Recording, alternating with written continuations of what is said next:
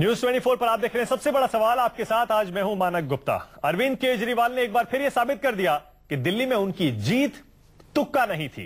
केजरीवाल ने आज बता दिया कि राजनीति में वो बच्चे नहीं हैं और उनका हर कदम नपा तुला सोचा समझा होता है। दिल्ली में सरकार बनाने के लिए आम आदमी पार्टी को बिना शर्त समर्थन देने वाली कांग्रेस और बीजेपी के सामने केजरीवाल ने 18 शर्तें रखकर सबसे बड़ा मास्टर स्ट्रोक खेल दिया है। ये शर्तें ऐसी हैं जिन्हें कबूल करने से पहले कांग्रेस और बीजेपी 100 बार सोचेंगी। केजरीवाल की इन शर्तों से दोनों पार्टियां बौखला गई हैं। सबसे बड़ा सवाल आज यह है, केजरीवाल की 18 मिसाइलों से कैसे बचेगी बीजेपी और कांग्रेस? अगर केजरीवाल की शर्तें कबूल नहीं हुई तो क्या दिल्ली में राष्ट्रपति शासन लगना तय है? इन सवालों पर अपने खास मेहमानों से बात करेंगे, लेकिन पहले देखिए केजरीवाल का 18 शर्तों का बम। दिल्ली के उपराज्यपाल से करीब 20 मिनट की मुलाकात के बाद अरविंद केजरीवाल जैसे ही बाहर आए, देश ये जानने के लिए बेकरार हो गया कि दिल्ली की तकदीर का क्या फैसला हुआ। लेकिन बाहर निकलकर केजरीवाल ने आम आदमी के मुद्दों की ऐसी मिसाइल फेंकी कि बीजेपी और कांग्रेस के बिना शर्त समर्थन का दांव फेल होता दिखने लगा। केजरीवाल ने 18 मसलों की फहरिस्त गिना दी। शर्तें रख दी कि दिल्ली में वीआईपी कल्चर बंद हो, यानी दिल्ली सरकार का कोई भी विधायक, मंत्री या अफसर लाल बत्ती की गाड़ी नहीं लेगा, बड़े बंगले में नहीं रहेगा, न सुरक्षा लेगा। दिल्ली में विधायक और पार्षद फंड बंद कर पैसा सीधे मोहल्ला सभाओं को भेज दिया जाएगा। केजरीवाल ने पूछा कि क्या बीजेपी और कांग्रेस बिना शर्त दिल्ली के लिए जन लोकपाल बिल पास करने देगी? विकास फंड का पैसा सीधे जनता को दिया जाएगा। साथ ही दिल्ली को पूर्ण राज्य का दर्जा देना, बिजली कंपनियों की ऑडिट करना, बिजली के तेज मीटर की जांच करना, दिल्ली में पानी माफिया के खिलाफ कार्रवाई, दिल्ली की अनियमित कॉलोनियों को नियमित करना, मकान के नाम पर ठगे गए झुग्गी वालों को पक्के मकान देना, ठेकेदारी पर काम करने वालों से हो रही गड़बड़ी की जांच, वैट को सरल बनाना, रिटेल में एफडीआई का विरोध, दिल्ली के गांवों को दूसरे राज्यों के गांवों की तरह सुविधाएं देना, शिक्षा व्यवस्था में सुधार करना, 500 स्कूल खोलना और प्राइवेट स्कूल में डोनेशन बंद करना, दिल्ली में नए सरकारी अस्पताल खोलना, महिला के लिए विशेष सुरक्षा दस्ता बनाना, नई अदालतें खोलना और नए जजों की नियुक्ति और कई मुद्दों पर केंद्र सरकार की मदद दिलवाना। दिल्ली की जनता के मुद्दे हैं और ये सारे मुद्दे हम लोगों ने सोनिया गांधी जी और राजनाथ सिंह जी के पास भेजे हैं। करीब 17-18 मुद्दे हम लोगों ने लिख के भेजे हैं और हमने उनसे कहा है कि ये कोई अनकंडीशनल सपोर्ट नहीं होता। हम चाहते हैं कि आप हर मुद्दे के ऊपर अपना स्टैंड क्लियर कीजिए। जनसभाओं के अंदर जनता से पूछेंगे, कांग्रेस ये कह रही है, बीजेपी ये कह रही है, अब जनता हमें बताए कि हमें सरकार बनानी चाहिए कि नहीं बनानी चाहिए। कांग्रेस और बीजेपी के बिना शर्त समर्थन के दहले पर ये केजरीवाल का दहला था। अरविंद केजरीवाल ने ऐसी शर्तें रख दी कि इसे मानना दोनों पार्टियों के लिए खुद अपनी कब्र खोदने जैसा है। अब बौखलाई कांग्रेस कहती है कि 6 महीने से पहले वो सरकार नहीं गिराएगी और तिलमिलाई बीजेपी पूछ रही है कि क्या केजरीवाल खुद को भाग्य विधाता समझ रहे हैं? विधानसभा की एक प्रक्रिया है, अगर हमने एक बार किसी को समर्थन दे दिया तो 6 महीने तक नो कॉन्फिडेंस मोशन नहीं आ सकता है विधानसभा के अंदर। जब 6 महीने तक नो कॉन्फिडेंस नहीं आ सकता, आपने तो जनाब अपने मैनिफेस्टो में लिखा हुआ है कि 1 महीने में ये करेंगे, 2 महीने में ये करेंगे, 3 महीने में ये करेंगे, 6 महीने तक तो आप सारे वायदे पूरे कर देंगे। वो कोई देश के भाग्य विधाता नहीं है कि वो अन्ना से भी लड़ते हैं और भारतीय जनता पार्टी या कांग्रेस जैसे दलों को आदेश देते हैं कि मैं ये कहता हूँ ये करो, मैं तो मैं ये करूंगा, नहीं तो मैं वो करूंगा। अरे सरकार बनानी है बनाइए और जो आपने वायदे किए हैं उन पे पूरा खड़े उतर के दिखाइए लोगों को। कांग्रेस और बीजेपी के आला कमान को भी केजरीवाल ने 18 शर्तों वाली चिट्ठी भेज दी है।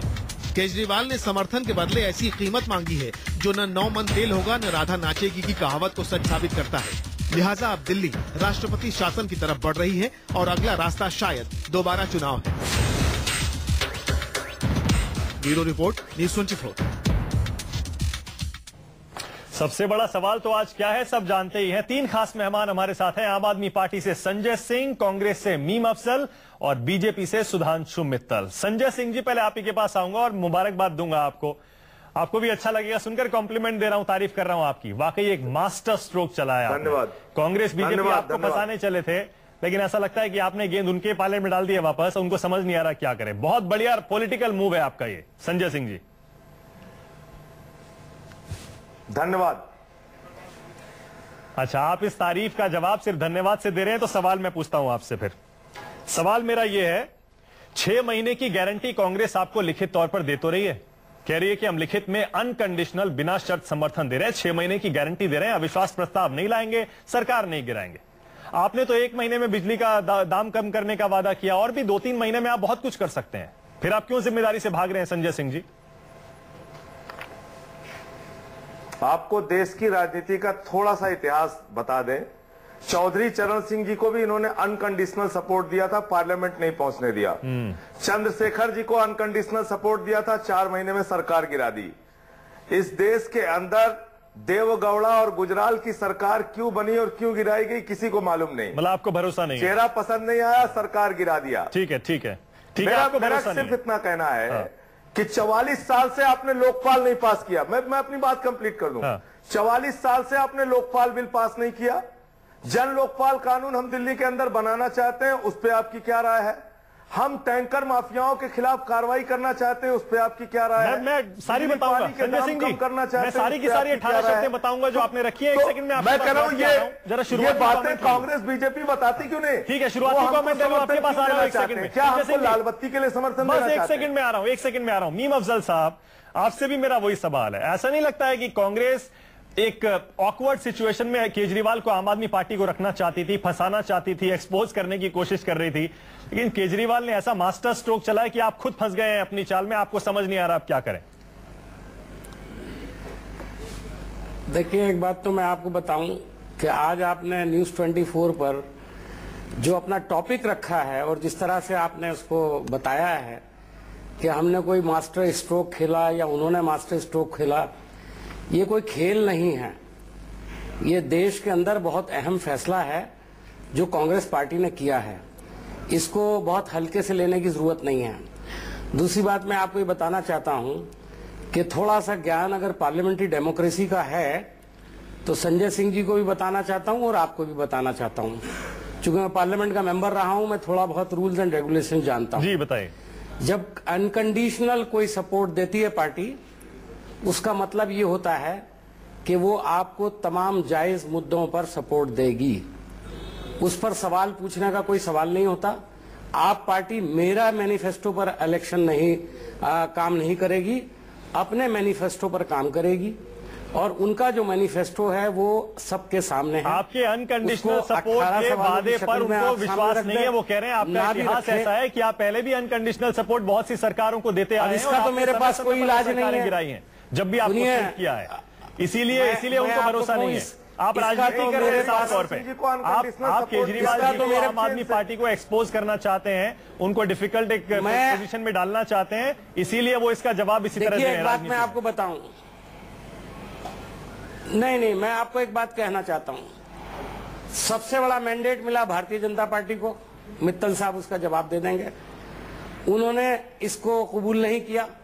उनको मैं याद दिलाना चाहता हूं, अगर वो कुछ बोलेंगे तो मैं उसमें ही बोल सकता हूं। अटल बिहारी वाजपेयी ने सरकार बनाई थी, उस वक्त अल्पमंच में थे, 13 दिन में सरकार गिरी, उसके बाद फिर आप लोगों को सरकार बनाने का आवाम ने मौका दिया। ना, सही कह रहे हैं आप। उससे आप ये कांग्रेस और बीजेपी दोनों से सवाल है। मीम अफजल साहब, बहुत अच्छा मुद्दा आप उठा रहे हैं, बहुत अच्छी बात आप कह रहे हैं। मेरी बात, अरे कमाल है, आप कैसे कह रहे हैं कि बीजेपी और आप बीजेपी और कांग्रेस को इक्वेट ना करें, बराए मेहरबानी। अच्छा, 1 सेकंड, अब से पहले ऐसा कब हुआ है? हमारे पास नहीं है। अब से पहले ऐसा कब हुआ है कि जिस पार्टी ने अपना गठन आपके खिलाफ किया हो, उन्हीं मुद्दों पर जिनके लिए आप बदनाम हुए हैं, उसके बाद आप उसी पार्टी को बिना शर्त समर्थन दे रहे हैं चुनाव के बाद? अब से पहले ऐसा कब हुआ है?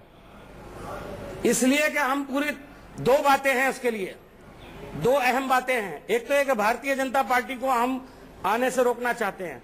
दूसरा हमारा मुद्दा यह है कि दिल्ली के लोगों को इलेक्शन में नहीं झोंका जाए, क्योंकि इलेक्शन एक बहुत बड़ा बार होता है।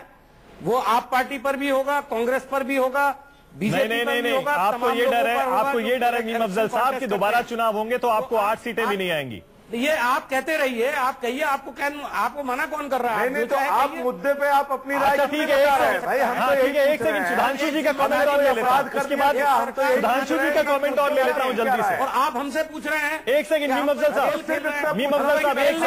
सेकंड, ये लोग अपनी जिम्मेदारी से भाग रहे हैं। 18 सुधांशु जी, आपकी राय क्या है इसको बताइए ना। संजय जी एक सेकंड, संजय जी एक सेकंड, दिल्ली की जनता की चिंता है। संजय जी सिर्फ एक सेकंड, सुधांशु जी का कमेंट ले लूं फिर आपके पास आ रहा हूं। सुधांशु जी, ऐसा लग रहा है आप भी ये चाह रहे थे कि केजरीवाल एक मुश्किल स्थिति में फंस जाएं, लेकिन केजरीवाल साहब ने वापस लाल बत्ती की बात कर रहे हो, लाल बत्ती तो कोई लगा ही नहीं सकता दिल्ली के अंदर। मीम अफजल साहब एक सेकंड, कानूनी नहीं है। आम आदमी पार्टी और आपकी बहस अभी एक सेकंड में हो जाएगी। एक सेकंड संजय, आपको लेजिस्लेटिव बिजनेस के लिए हमारा सपोर्ट चाहिए, हम देने के लिए तैयार हैं, लेकिन एडमिनिस्ट्रेटिव डिसीजन है जो आपको लेने हैं। जो आपने 18 सवाल दिए उसमें से कम 15 सवाल ऐसे हैं जो लेजिस्लेटिव बिजनेस है, लेजिस्लेटिव बिजनेस नहीं है। अरे आप उसका लिखित जवाब तो आपकी दीजिए, सरकार हम ने तो कह रहे हैं उसका लिखित जवाब उनको इम्प्लीमेंट करिए। हम लवली जी ने प्रेस कॉन्फ्रेंस करके लिखित सब जवाब चीज क्लियर कर कोई दिया अपराध और आपका तजुर्बा लवली सिंह से ज्यादा नहीं है दे दीजिए असेंबली का। आप लिखित जवाब दे दीजिए, हम जनता से कह तो सके। आपको लिखित जवाब से क्या लेना देना है? क्या ये आप सरकार बनाइए ना, आप इतना डर क्यों रहे हैं? आप तो बड़े बहादुर लोग हैं ना। आपकी राय क्या है उन मुद्दों पे? वो हमारे बहादुर लोग हैं, वो आपने दिल्ली की सरकार जनता का मुद्दा है बाहर किया है, तो आज इतना डर क्यों रहे हैं? बनाइए सरकार है। जो अनऑथराइज्ड कॉलोनीज का मुद्दा दिल्ली की जनता का मुद्दा है, तभी तो हम आपको सपोर्ट कर रहे हैं। मुद्दा दिल्ली की जनता का मुद्दा है, महिला सुरक्षा का मुद्दा दिल्ली की जनता का मुद्दा है, यही कह रहा हूं मुद्दा दिल्ली की जनता का मुद्दा है। जो वादे किए हैं आप उनसे भाग रहे हैं, उनको पूरा कर नहीं सकते हैं आप उसमें अपनी राय रखी है, आपका मैनिफेस्टो है, हम उसको सपोर्ट कर रहे हैं। मुद्दों पे आप समर्थन आप पूरा मैनिफेस्टो लागू करिए। 6 महीने तक आपकी सरकार तो गिरेगी नहीं, आप तो 2 महीने में सारा लागू करने वाले हैं। दोषी पाएंगे। सुधांशु जी मुस्कुरा रहे हैं। 2 महीने में दिल्ली के संजय सिंह जी, मीम अफजल साहब, सुधांशु जी को हंसी आ रही है। सुधांशु जी कह रहे हैं कि मुझे बोलने की जरूरत ही नहीं है। सुधांशु जी लेकिन कुछ भी कहिए, इनसे तो बात कर लें। हाँ मीम अफजल साहब एक सेकंड में आपके पास दिल्ली के आवाम को धोखा देने का आ रहा हूँ। मीम अफजल साहब एक सेकंड, सुधांशु जी को मौका दे दीजिए, बहुत देर से हंस रहे हैं। संजय सिंह जी एक सेकंड रुक जाइए प्लीज, सुधांशु जी को भी आने दीजिए डिबेट में। सुधांशु जी वाकई आज तो आप मानेंगे केजरीवाल साहब कांग्रेस के जाल में नहीं फंसे, आपके जाल में नहीं फंसे, आज तो तारीफ करिए उनकी, पॉलिटिकल मास्टर स्ट्रोक है ये। मानक जी, मैं जानता हूं कि किस भावना से आप ये शब्दावली का इस्तेमाल कर रहे हैं। मैं आपके तरीकों से बहुत परिचित हूं। राजनीतिक फूहड़पन का जो अभी उदाहरण हम लोग देख रहे हैं, उसके बारे में सबको चिंतित होना है। किसकी तरफ से? सुनिए ना, मेरी बात तो सुन लीजिए पूरी। अब देखिए, सब बोल लिए, मुझे अगर 2 मिनट शांति से कहने का बाद मौका मिलेगा तो बड़ी कृपा होगी। शुरू में ही साफ नहीं तो फिर जैसे चल रहा है चलने दीजिए, मुझे बोलने की तो थोड़ा अच्छा रहेगा। राजनीतिक फोड़पन कौन दिखा रहा है? जो आज जो चिट्ठी राजनाथ जी को अरविंद केजरीवाल जी द्वारा लिखी गई है, वो राजनीतिक फूहड़पन का एक उदाहरण है। और मैं जब ये शब्द इस्तेमाल कर रहा हूं तो बहुत सोच समझ के कर रहा हूं। क्यों ये राजनीतिक फूहड़पन का उदाहरण है? सरकार बनाने के गंभीर विषय को किस फूहड़पन से उसके साथ डील करा जा रहा है, ये हम सबके लिए चिंता के विषय होना चाहिए। ये क्या लिखते हैं? ये पहले तो गाली गलौच लिखते हैं कि आप तुच्छ स्तर की राजनीति करते हैं वगैरह वगैरह वगैरह, जो कि एक शिष्टाचार की मर्यादाओं के अंदर इनको शायद ठीक लगती होगी, मुझे नहीं लगती है। दूसरी बात मैं कहता हूं, आपकी दिल्ली सरकार बनाने का विषय का जो सही फोरम था वो हमारा प्रदेश अध्यक्ष दिल्ली का था। सिर्फ पब्लिसिटी की ओरिएंटेशन के लिए इस तरह की चीजें करेगा ये, लेकिन छोड़ी वो बात नहीं है, असली विषय पे आते हैं। हाँ। असली विषय क्या कहते हैं? ये कहते साहब हमारे ये 18 है बिंदु, और इन 18 बिंदुओं के बारे में जब आप हमें कैटेगोरिकल एश्योरेंस देंगे तो फिर हम जनता के पास जाएंगे पूछने के लिए कि हमें इसमें क्या करना चाहिए, क्या नहीं करना चाहिए। मतलब चुनाव की तैयारी कर रहे हैं, राजनीति होती, ये राजनीति कर रहे हैं, चुनाव की तैयारी कर रहे हैं। सुनिए ना, अगर गंभीर, एक सेकंड मानक जी खत्म कर लूं मैं। देखिए, अगर ये गंभीर राजनीति होती तो ये पहले अपनी जनता के पास जाते, उनसे कहते कि हम क्या ये 18 मुद्दों की चिट्ठी भेजें, और अगर उन चिट्ठियों का जवाब जो है सकारात्मक आता है तो हम बनाए न बनाए पहले तय कर लेते, उसके बाद ये प्रक्रिया करके हमें भी लिखते और कांग्रेस को लिखते, तब एक गंभीरता का परिचय देते। ये गंभीरता, ये सरकार बनाना प्रजातंत्र बहुत गंभीर विषय है। अब ये क्या कहते हैं, जनता, हमारी जनता 28 सीटों पे आपको विजयी बनाने वाली तो जनता है, और 32 सीटों पे विजयी बनाने वाली हमारी जो है वो शायद नकारात्मक जनता होगी, क्योंकि वो तो जनता है ही नहीं, जनता तो वो है जो इनकी है। इस तरह के शब्दों को प्रयोग करके आप सारी राजनीति को छोटा ना करिए, थोड़ा शर्मसार ना करिए। अब मैं एक और आखिरी जो सबसे महत्वपूर्ण बात है, आप विषय देखिए। सुधांशु, पहले बात करते हैं वीआईपी कल्चर। बेकरार हो रहे हैं संजय सिंह जवाब देने के लिए, जल्दी से। हाँ, वीआईपी कल्चर की, इनकी बात का जवाब जी, वीआईपी कल्चर की बात करते हैं, ये वीआईपी कल्चर की बात करते हैं और वहां पे डेवोल्यूशन ऑफ पावर की बात करते हैं। वो कहते हैं कि भाई हम नीचे के मोहल्ला कमेटी में, ये किसने मना करा है? लेकिन वो वीआईपी कल्चर कहां आ गया? लोकपाल बिल की, अन्ना के लोकपाल बिल की बात करते हैं, जिसके अंदर की केंद्रीय सरकार, केंद्रीय सरकारी कर्मचारी वो आते हैं। दिल्ली में लोकायुक्त एक्ट आता है जो ऑलरेडी है वहां पे, उसके विषय में बात। सुधांशु जी एक सेकंड, सुधांशु जी आप मुद्दे जो कह रहे हैं, मेरा मैं ये कह रहा हूं सुधांशु जी, ईमानदारी से चीजें करिए। अरे सुधांशु जी, मैं ये कह रहा हूं कि कांग्रेस और बीजेपी को आज इतना दर्द क्यों हो रहा है केजरीवाल की इस चिट्ठी से? उन्होंने तो साफ साफ 18 मुद्दे रखे हैं। मैं देख रहा हूं मीम अफजल साहब भी और आप भी, कांग्रेस बीजेपी को इतना दर्द, इतना चुभ क्यों रही है ये चिट्ठी? मैं यही तो पूछ रहा हूं मानक जी कि कहां दर्द हो रहा है। हमें दर्द हो रहा होता तो समझ भी आती है, ये दर्द तो इनको हो रहा है कि ये पॉलिटिकल राजनीतिक ड्रामाबाजी, नाटकबाजी कर रहे हैं। हमें तो इससे चिंता हो रही है। ठीक है, संजय सिंह से जवाब ले लेते हैं। सुधांशु जी, संजय सिंह जवाब देंगे आप, इस तरह आपके की सारे आरोपों का जवाब देंगे। देंगे। संजय सिंह जी बोलेंगे आप। संजय सिंह जी, राजनीतिक फुहड़पन है, आप ड्रामेबाजी कर रहे हैं, पॉलिटिक्स कर रहे हैं, आपको राजनीति नहीं आती, मर्यादा का ध्यान रखना चाहिए। अगर झुग्गी बस्तियों के रेगुलराइजेशन की बात करना राजनीतिक फुहड़पन है, अगर महिलाओं की सुरक्षा की बात करना राजनीतिक फुहड़पन है, अगर जी जो विषय है ये बात गलत बात है। संजय सिंह जी एक सेकंड,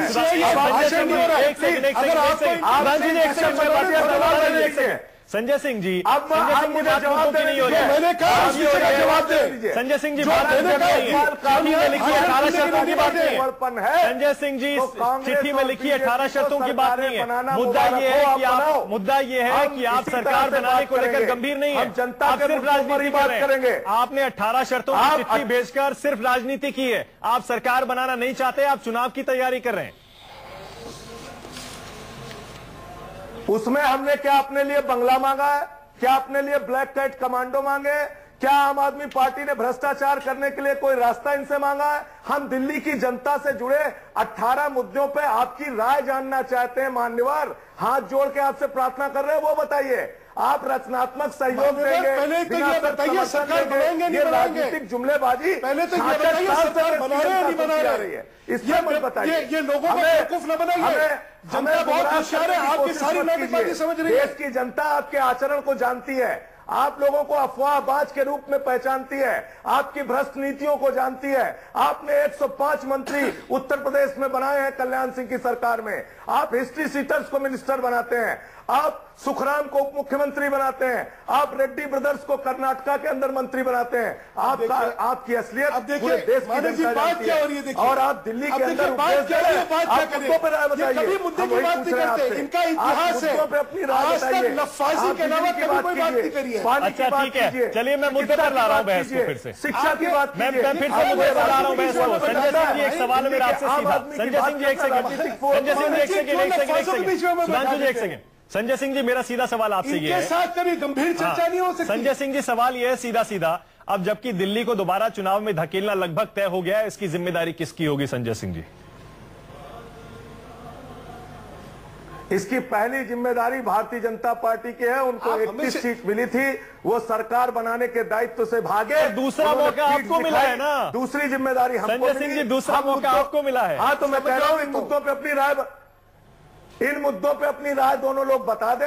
हम सरकार बनाने के लिए तैयार है, अपनी राय तो बताएं। अरे उन्होंने हार मान ली कांग्रेस ने। संजय सिंह जी, कांग्रेस ने हार मान ली। एक सेकंड सुनिए संजय सिंह जी, आप चाहते हैं दोनों नतमस्तक हो जाएं आपके सामने? कर दी इस खत में। संजय सिंह जी, आप चाहते हैं अब नतमस्तक हो जाएं दोनों आपके सामने, जमीन पर लेटकर दंडवत प्रणाम करें, आप ये चाहते हैं? इसीलिए आरोप लग रहा है कि बहुत घमंड दिखाई दे रहा है आम आदमी पार्टी और केजरीवाल के इस रवैये में? कांग्रेस ने बिना शर्त समर्थन की चिट्ठी दे दी, आपकी सरकार को न गिराने का वादा कर रहे हैं, आप फिर भी 18 शर्तें लिखकर, ऐसा लग रहा है कि आप उनसे चाहते हैं कि वो दंडवत प्रणाम करें, जमीन पर लेट जाएं, नतमस्तक हो जाएं। मानस जी, 2 उदाहरण मैंने दिया आपको, चौधरी चरण सिंह जी की सरकार, चंद्रशेखर जी की सरकार, इस देश के अंदर देवगौड़ा और गुजराल की सरकार, इन लोगों ने मुद्दों पे नहीं, जब मन में आया गिरा दिया है। मानक जी प्लीज, इसलिए जनता के मुद्दे स्पष्ट होने चाहिए। मैं इनसे ये पूछना चाहता हूँ, मानक जी, मैं इनसे ये पूछना चाहता हूँ, दोबारा इनसे सुन लेते हैं। ये बताइए कि सरकार बनाने की जिम्मेदारी हमारे पास है क्या? कहा कि अगर हम समर्थन देंगे तो ये सरकार बनाएंगे। अच्छा हाँ, एक सेकंड, संजय सिंह जी फिर से बोल दीजिए। संजय सिंह जी फिर से बोल दीजिए। हम जनता से पूछेंगे। संजय सिंह जी फिर से बोल दीजिए। मैं ये पूछ रहा हूं, ये क्या कह रहे हैं कि ये 18 मुद्दे पे अगर इनको समर्थन मिलता है तो सरकार बनाएंगे? इनसे कहिए ना, क्योंकि चिट्ठी में नहीं लिखा इन्होंने। मैं वही कह रहा हूं, ये भ्रमित करने वाली बात है। बोलिए संजय सिंह जी, बोलिए। संजय सिंह जी बोलिए। पूछे, कैटेगोरिकली पूछे। मैं बता तो रहा हूं कि आप अरे तो 18 मुद्दों पे आपकी राय जो आएगी मान्यवर, कांग्रेस और बीजेपी के माननीय नेताओं से जो राय प्राप्त होगी, उस राय पर जनता के बीच जाके चर्चा करना। इसीलिए ड्रामा कह रहे हैं इसको संजय सिंह जी, इसीलिए इसको ड्रामा कहा जा रहा है। फिर झूठ बोल गए, क्या गुनाह करना चाहते हैं? अभी आपके सामने कहा था कि समर्थन मिलेगा तो गुनाह है क्या? देखो फिर झूठ बोल रहे हैं। अभी आपकी राय को जनता के बीच में चर्चा करना। अभी देखिए फिर लफ्ज़ों का तरीका। अरे कहां झूठ बोल रहे हैं? लफ्ज़ी इसको आपके सामने ये कह रहे हैं कि इनका समर्थन मिलेगा तो हम जो है सरकार बनाएंगे, और जहां मैंने पकड़ा वहां झूठ बोल गए। अरे पकड़ा क्या? तो लिख दिया है, आप क्या पकड़े? अरे भाई एक बात तो लिख दिया हो सकती है, या तो सरकार बनाएंगे या सुधांशु जी मैं स्पष्ट कर देता हूँ। एक सेकंड रुक जाइए। सुधांशु जी एक सेकंड रुक जाइए। सुधांशु जी संजय सिंह जी एक सेकंड। अरविंद केजरीवाल ने जो चिट्ठी लिखी है ना, सुन लीजिए, एक सेकंड सुन लीजिए। संजय सिंह जी सुन लीजिए। सुधांशु जी, ये अरविंद केजरीवाल ने साफ कर दिया, जो चिट्ठी लिखी है गवर्नर एलजी साहब को, उसमें साफ लिखा है उन्होंने कि हम 18 शर्तों की एक चिट्ठी भेज रहे हैं, कांग्रेस बीजेपी को, जवाब आएगा, जनता के बीच ले जाएंगे, जनता की बात सुनने के बाद आपको बता देंगे। इसमें कोई नई बात नहीं है। संजय सिंह जी 2 बातें नहीं कर रहे हैं। लेकिन मीम अफजल साहब, आपको नहीं लगता है? क्या बोल रहे थे? एक सेकंड, मीम अफजल साहब से सुन लीजिए। सुधांशु जी एक सेकंड, मीम अफजल साहब, इसी टेप को रिवाइंड करिए। मीम अफजल साहब, क्या आप भी मानते हैं कि क्या आम आदमी पार्टी सिर्फ ड्रामेबाजी कर रही है? सरकार बनाएंगे आप लोग इस देश में, अफवाह मत फैलाइए। मीम अफजल साहब, मैं आपको एक बात कहूं, पहले हमारी बात सुन लें तो आप संजय सिंह जी, आप जितना कहें बोल लेंगे बाद में। देखिए, पहली बात तो कि मैं ये नहीं कह रहा हूं कि ड्रामेबाजी कर रहे हैं। मैं ऐसा इल्जाम नहीं लगाऊंगा। जब हम सपोर्ट कर रहे हैं तो हम बहुत सीरियस हैं। और हमारा जब देखिए पार्लियामेंट्री डेमोक्रेसी में जब अनकंडीशनल सपोर्ट की बात होती है तो आपने आज तक हिस्ट्री में कभी सुना नहीं होगा जिस तरह के सवाल इन्होंने पैदा किए, 18 सवाल। दूसरी बात यह है कि इन्होंने हमारी मिसालें दी कि हमने कई सरकारें गिरवाई हैं, तो आप सीधा गवर्नर से कहते हैं हमको इनके ऊपर एतमाद नहीं, 18 सवालों की भी जरूरत नहीं थी।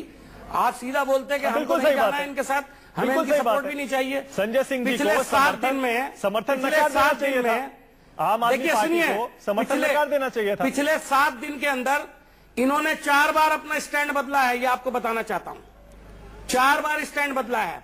पहले इन्होंने कहा कि हमको ना कांग्रेस का समर्थन चाहिए, ना भारतीय जनता पार्टी का, और ना हम उनको समर्थन देंगे।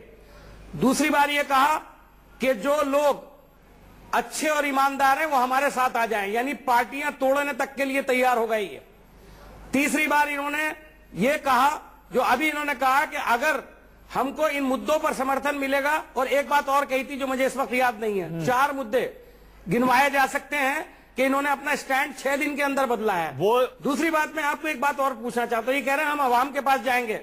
अवाम ने आपको वोट दे दिया है, आपके एमएलए फैसला करेंगे, अवाम फैसला नहीं करेंगे। अब जब एक बार वोट दे देते हैं तो उनके रिप्रेजेंटेटिव पार्टी के अंदर फैसला करते हैं, इसीलिए, और पार्लियामेंट में फैसला करते हैं और असेंबलियों में फैसला इसीलिए इसको दिखावा कहा जा रहा है। पार्लियामेंट्री डेमोक्रेसी को थोड़ा सा पढ़ लीजिए, या ये कहिए कि आपका विश्वास नहीं है पार्लियामेंट्री डेमोक्रेसी का।